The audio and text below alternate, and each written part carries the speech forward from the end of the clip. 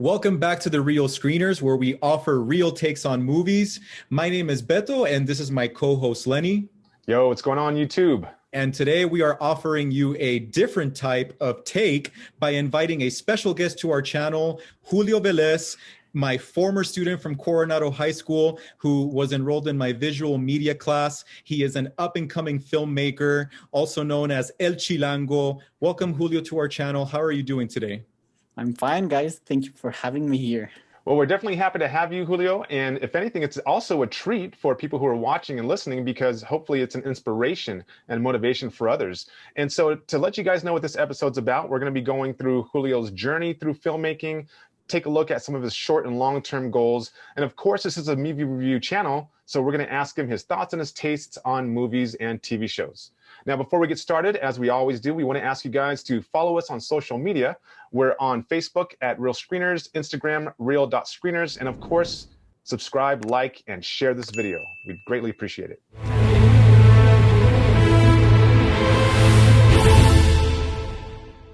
Julio, by the way, currently resides in Mexico City, where he is both studying film and also doing some projects. Let's start right there. Let's start with your journey into filmmaking. You know, what inspired you to want to study film, your journey into becoming a film student and a filmmaker?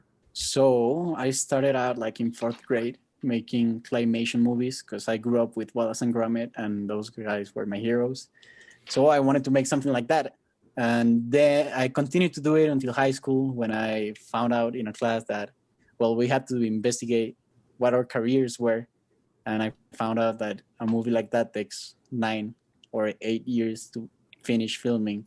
And if a movie takes long to pre-produce and then produce it, it wasn't for me taking that long to do something. I want to say it now. So film was a quicker way to do it. It's not easier, but it's a quicker way to do it. Sure. As in live action instead of claymation. Yeah, not claymation, just people. I was born here in Mexico City, but my mom worked in the consulate, like in the Mexican consulate in El Paso, so we had to move. So all my high school was over there, and I really liked it. It was great. So I think Coronado really helped me, giving me the space to find out what I wanted to do. Like the communication class, the CTV, really helped me to learn how to edit and write scripts. And then your class really helped me to really identify those things that I wanted to project in my films, like finding the language necessary to put it on film. So you were in the film club, right? Yeah, I was in the film club. Yeah. Can you talk about what the film club really did for you in terms of maybe just finally pushing you over the edge to saying, this definitely is what I'd like to do in the future? Well, man, the film club it's amazing. I still have my picture up there. Like you guys can see it. But yeah, and we're talking about the high school film club, by the way. Yeah, the high school film club right here. Yes. Oh my God, they're there. Good memories, for sure. Great memories. I loved it. Beto's in that picture, right? I am. I'm in the top left-hand corner, maybe. Yeah, I took them on a field trip to the Alamo Draft House. Yeah, right here. That was honestly the best year for film club because this group of kids, they were just highly motivated, very, very self-motivated. So they took a lot of initiative, and Julio was definitely a big part of that. So. Yeah, that's like the greater part that pushed me, being surrounded by people that wanted to do the same thing that I wanted to do. Like surrounding yourself with those kind of people really helped me out. It gives you a space, a family to grow on. And that's why I decided to study film, like to expand that family and to meet new people that are as passionate for filmmaking as I am. Talk a little bit about what school you are currently attending, maybe, and what type of courses you've taken, maybe, if you want to just maybe mention a course that has really impacted you. Man, I'm going to say it. I know I'm not supposed to, but I really hate my school. Like, I freaking hate it. A lot of us don't like school, right? No, but my school is, I don't know. That's something I want to talk about. It's really weird, my school.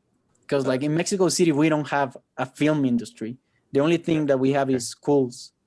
So we have like 2 major schools, that is CUEC That's the university. Well, that's one of the biggest. And then this CCC, Centro de Capacitación Cinematográfica. Those guys control the whole industry. They decide what goes to festivals, what doesn't, what type of movie you have to make. And for me, that I grew up in the United States, like having a view of entertainment, that like my point of view is, if I'm making a movie, I'm not only want to send a message, I only want to entertain people. Like I want both. Okay. If it's not entertaining for me, it's not gonna work. So sure. So it's really hard in my school to push something like the film that I just made, that I had to do it outside of school because those guys wouldn't support something like this. That's interesting. And I think that's really admirable and commendable that you want to kind of go out on a limb and try something different in an area that normally, I guess, doesn't really accept that type of strategy, right? That technique. It's complicated. It's really hard. That's okay though, because you got to take that risk. Talk about some of what you consider to this day to be some of your greatest achievements so far. The first one has to be the Mon Laferte and Alejandro Fernandez video. Like that's one of my biggest achievements so far. What exactly did you do with those videos? I was an assistant producer for the. Okay. It's a music video featuring. For the music video. Yeah, Laferte and Alejandro Fernandez. How educational was that for you? Those experiences. It really opens your eyes, because like in school, you have to follow a certain way of doing it. That's the thing about art, that there's no a right way to do it. There's multiple ways to get to the same point. So these guys show me what they really do. Because here in school, it's like you have to be really methodical with everything you do. Like when you put a light, you have to do a whole procedure. And these guys with money, they just don't give up. They don't care.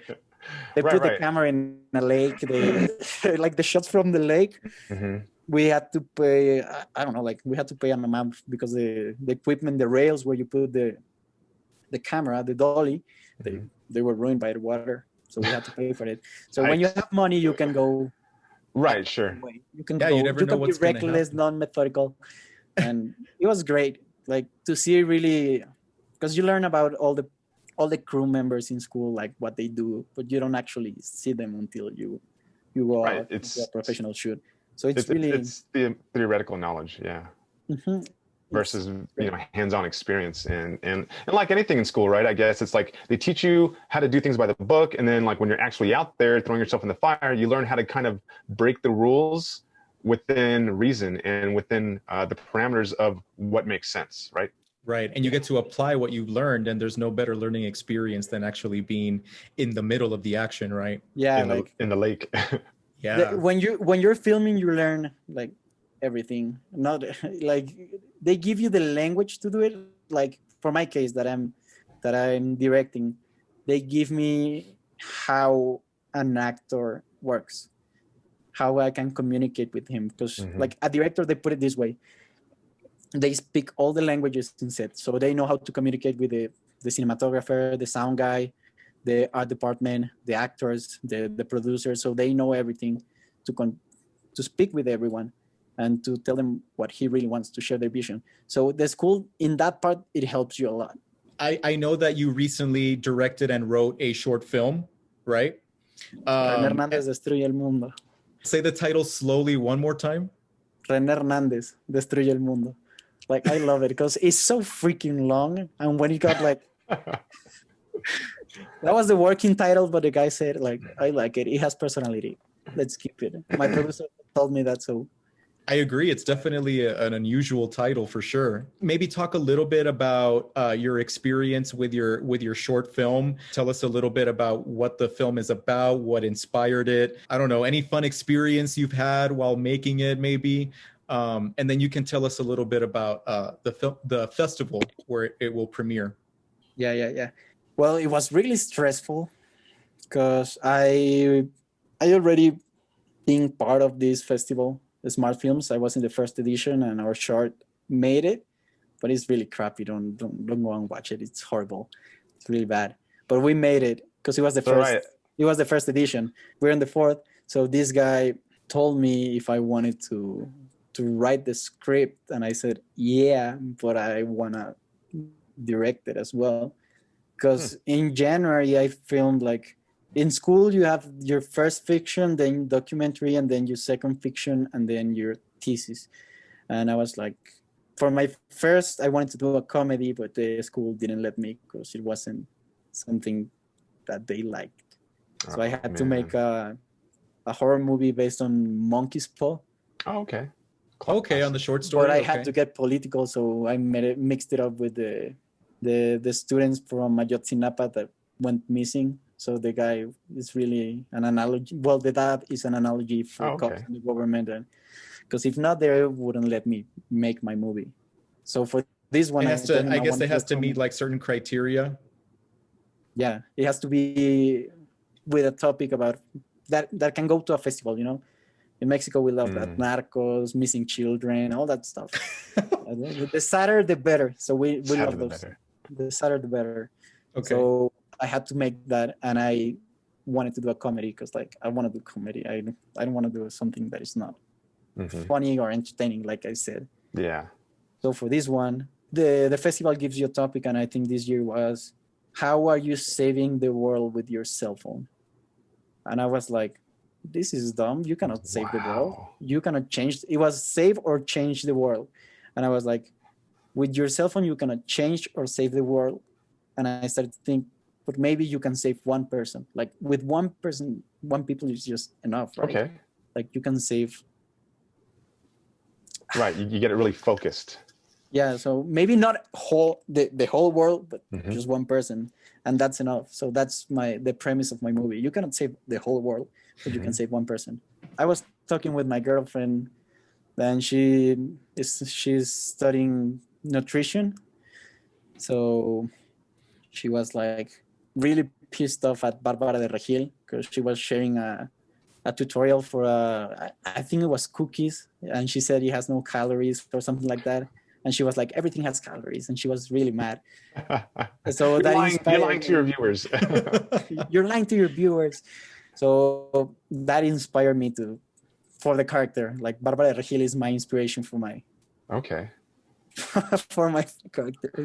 For your character. That's good because that's okay because you get inspiration from all areas, right? You got to get them from somewhere, right? Yeah, it's a satire. It's a satire. Good. So we've seen a clip of it, about a 6 or 7 minute clip of it, of kind of like a behind the scenes. Well, it was a behind the scenes video of your film. And even though I didn't understand almost any words in there because I don't speak Spanish very well, I did enjoy, you know, the laughter and just kind of where you went with that, and just talk about that experience, you know, in putting this together, and I guess maybe some of the actors that you have in there. Well, it was really stressful, like I said, and it was really fun because you have a limit. But the actors that I worked with, at City Garcia, that is Renee, I met her while I was doing sound in another short film. And I remember, like, when you're a sound guy, you put the microphones to the actors and the actresses, and you put your headphones and you're in your station monitoring everything. And in between takes, I just heard them talk, and she was really funny. Like she had the comedic timing on point. And I thought like she could really pull it off. So I invited her and her co-star to the auditions to see who could be Ren Hernandez. And at the end, at City, like really brought something to the character that I really enjoyed. Right, like in watching the video, I noticed that she was acting very comical, very demonstrative, a lot of gestures and stuff. And I was wondering, is her character supposed to be silly in this? And it really caught my eye. I thought it was engaging. Yeah. She's not silly. We had other girls for the audition, and she's just dumb. I can say it. She's a stupid character. Like it's on a whole nother level. Yeah, she's not silly, but like she's still a human being. That's one thing that I don't like in my characters, because they think it has to be, if you're talking about a racist, you have to do it like super over the top, like crazy, and sure. humanize him. And I was like, these are people that are just really, really, really dumb. Like these guys are freaking dumb. So, well, that's definitely going to be entertaining. Yeah, so it's a dumb character, but it's not a cartoon. She's still a human being. That's what I'm most proud of. Like, I created someone that you can relate to, but at the same time you can despise because of her actions. Right, right. You keep it anchored in reality to a degree. And you said the movie was satirical, right? It was meant to be a satire. So, it's a satire. So what is it that you are satirizing? The first one that the producers didn't want me to do, but I still did it anyways, subtle, but I did it anyways, was making fun of the rules of the festival. Nice. Because I wrote it like 10 times the script and they said, no, you cannot say that because the festival is going to be mad, or you cannot do, your character cannot do that because the festival is going to be mad, or you cannot.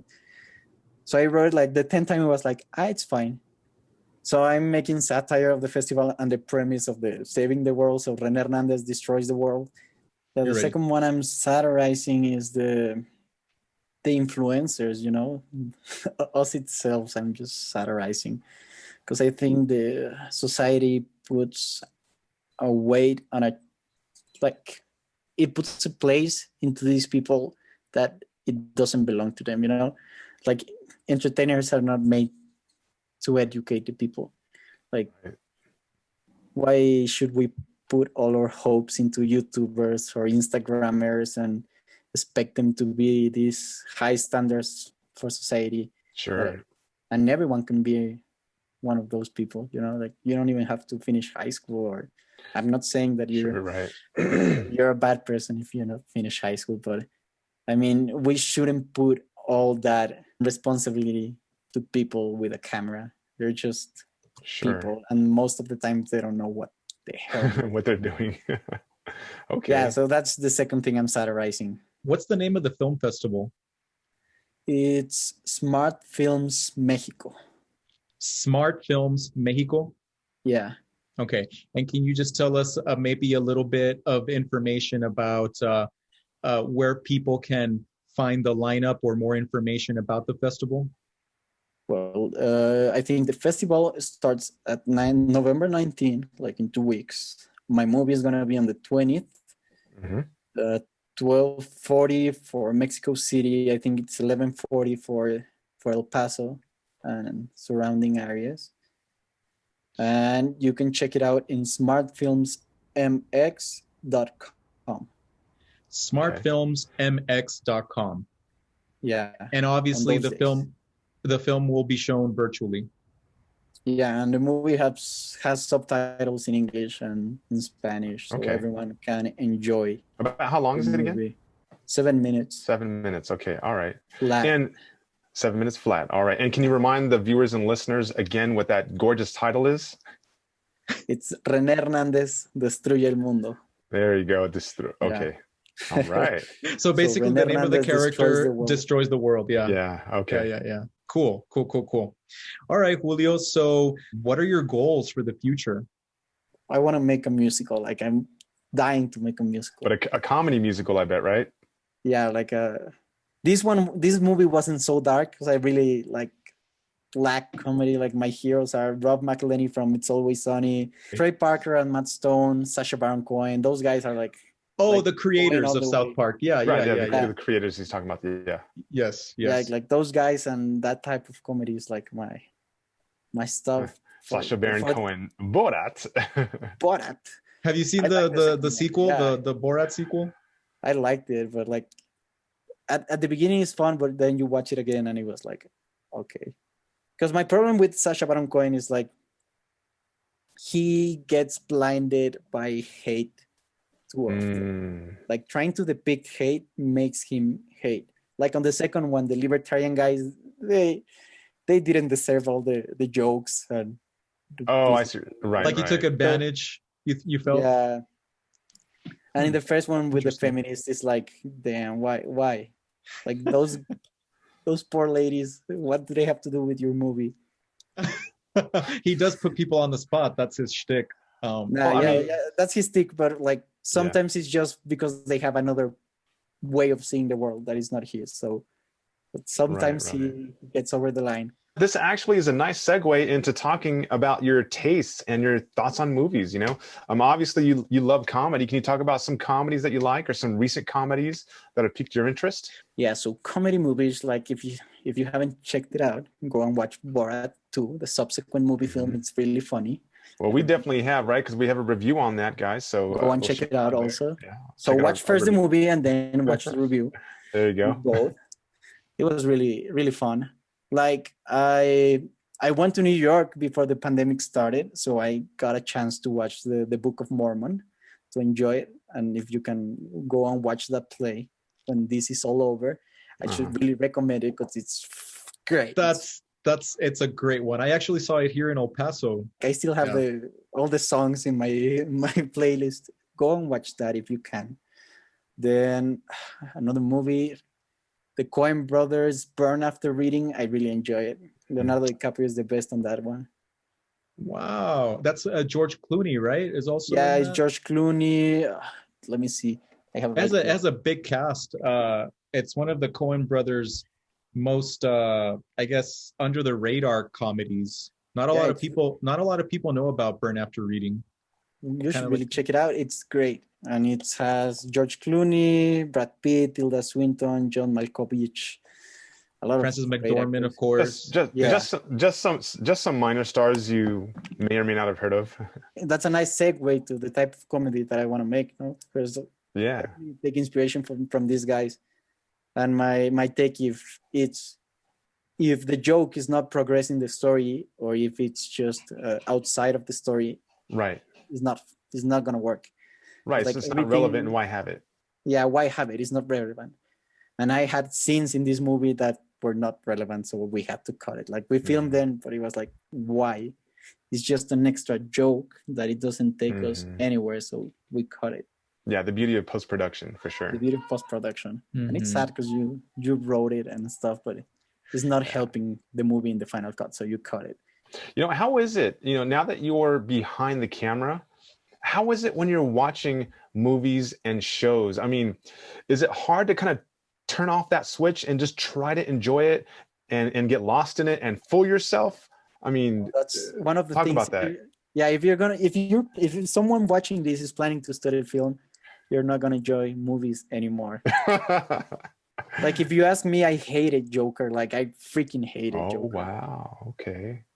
Why? Like why? Because Lenny, I think, enjoyed it more than I did. I didn't care too much for it. I thought it was fine. I was me too. It was meh. But like sometimes I think they treat the audience like they're dumb, and I hate that. Like your audience is really smart. Okay. When Arthur is in his apartment and then he watches like, oh, it's not real. It was all in my mind, and you have to get all that flashback because you don't trust in your audience. So he has to remind you again that oh, this was not real. I think the problem with Joker is trying to push away its main audience. I mean, it's a comic book movie. It's deep and it talks about social issues, and I really like that they put a more human face to the Joker. Like those things I like, because I'm telling you that in one of the castings, I got a girl that she was acting like a cheerleader, super dumb, super crazy. And I was like, this is not a real person. Right. You can even empathize with the Joker. And that's really hard to do, seeing what he does in the movie. But I think that's the biggest prowess the movie has, because the cinematography was really, I felt it like a Netflix series, blue and orange, and it never changes. Interesting. And then, so in the sound department, it was like really dull. It didn't really help at all. Yeah. So no, just sitting back and just watching a movie for you anymore, huh? Yeah. I never thought about that. I never thought, but I guess the more you're in the process, the more you can dissect and notice those things. Julio, this has been a great conversation. And again, we want to thank you for being with us. But before we go, we want to ask you to tell our listeners and our viewers what type of advice you would have for maybe some aspiring filmmakers out there. Well, if you're planning, or if you're just coming out of high school and you want to make movies, and you have to think about two things. Like you want to go the free route without college and all that stuff, because it's really expensive, and sometimes like my case, they don't let you do whatever you want, and it's really formative and stuff like that, and it takes 4 years. You want to go to the freeway, you have to do a lot of stuff. I would start just filming and practicing with the camera, making short films, trying to get into film festival like Smart Films. Try to really involve yourself because nothing is gonna come at you. Like nothing is gonna come. You have to It's not find gonna it. fall in your lap, right? It's not gonna fall in your lap. You have to find it. You have to work for it, and you have to have work to show it. So like start filming. And for people that are in school, take it with a grain of salt, everything that they say. Just pick and choose whatever works for you. Because like not all my classes are horrible. Like there are some classes that really teach me stuff. And college really, like, I don't know how is it in the States, but in Mexico, what they're pushing is for you to think, not so much about making movies or stuff like that, but think about the world you live in, think about your situation, think about what you want to make, think about the ethics in your movies, think about who you are, like really question those things. So if you're in school or outside, just think about those things because those are the messages that you're going to tell the world. All right, Mr. Julio Velez. Well, we appreciate you being on the Real Screeners, sharing your journey. You've had an incredible experience, and I'm happy for you, and I wish you the best of luck in your future film endeavors, wherever they may take you. As do I. Yes. But before we close, please let our viewers know where they can find you, where they can, follow you on social media and online. Well, you can check like most of my work except Ren Hernandez Destroys the World because that hasn't come out yet. And I think if I post it, it's going to get disqualified. So you can check everything on YouTube, and the YouTube channel is Un Chilango en la Frontera. I hope they put it there because it's in Spanish. My Instagram is also Un Chilango en la Frontera. And you can check my new movie, Ren Hernandez Destroys the World, at smartfilmsmx.com. It comes out November 20th at 12:40 for people who live in Mexico City, or 11:40 if you live in El Paso. Okay. All right. Well, folks, you got it right there. Go ahead and check it out if you have a minute. If not, I'm sure you can watch it on archive. And as far as speaking of watching, definitely check us out, guys. We have a video just about every single week. We are on, obviously, youtube.com/realscreeners if you're listening to the podcast. And speaking of podcasts, find our podcast anywhere where you can stream podcasts on your major podcasting services. And as we always ask you guys, please go ahead and comment down below. Let us know what you thought about this interview. If you have any questions for Julio, we'll be sure to pass those along. And please like, share, and subscribe to this channel. Give us a thumbs up if you like this. And lastly, follow us on social media. On Facebook, we're at Real Screeners, and Instagram, real.screeners. And for my co-host Beto and for Julio, we're signing off. We'll see you guys next time for our next real take on movies, shows, and interviews.